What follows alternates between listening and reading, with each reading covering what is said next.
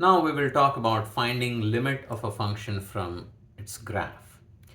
Let's say we are given this function. So f of x is a piecewise function, and actually f of x is defined to be x minus 2 if x is not equal to negative 2.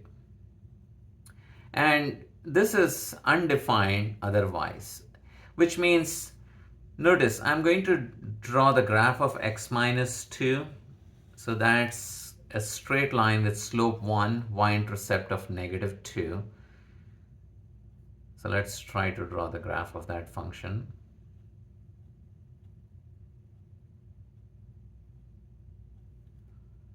Now the y-intercept is negative 2, so it's going to be, one of the points is going to be that, and it has a slope of 1, meaning you go up 1, right 1, and maybe I can get a few more points just to see how the graph will look. Now notice this is only defined when x is not equal to negative 2. So I'm going to go ahead and draw a dashed line.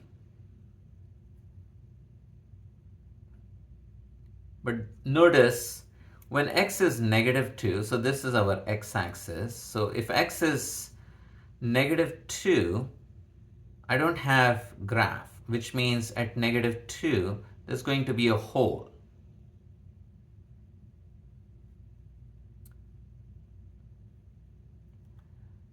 All right, so that means I've been given this graph. This is the graph of our function f of x. So it's almost x minus 2, but except for the fact that it's not defined. So there's a hole at negative 2. And at negative 2, this would have been negative 4 if f of x was defined. So that means this hole corresponds to the point negative 2, negative 4. And you can see from the graph, when x is negative 2, y would have been negative 4 if the graph continued.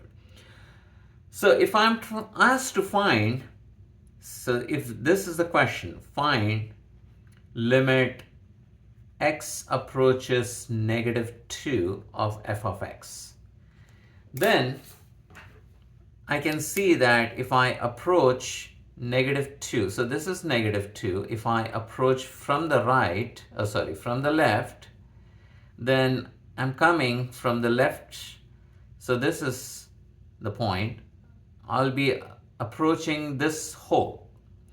Now if I'm starting here on the right side, and if I approach the left side, if I approach negative 2, then I'm approaching again this hole. So either way, since we are approaching this hole where the y value is negative 4, the function value, then we say that the answer is negative 4 from the graph.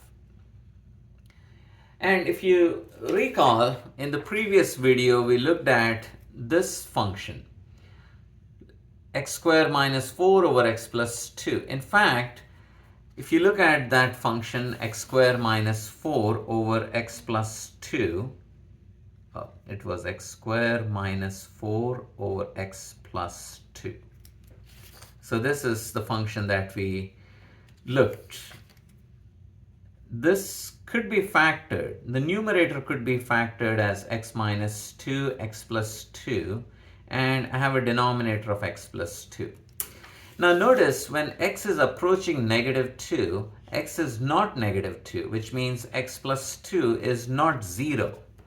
If x plus 2 is not 0, we can cancel out the common factor, and then it's as good as asking what happens to the limit as x approaches negative 2 of x minus 2. Now if x is approaching negative 2, then this expression is approaching negative 4, which say that the limit is equal to negative 4. And that's exactly what we found by looking at tables in the previous video. We looked at, we approach negative 2 from the left, and we saw that it's getting closer and closer to negative 4. And then we approached negative 1 from the right. We plugged several values and we tried to come closer and closer to negative 2, and the answers were getting closer and closer to negative 4. So either way, we approached negative 4. And here the graph makes it clear.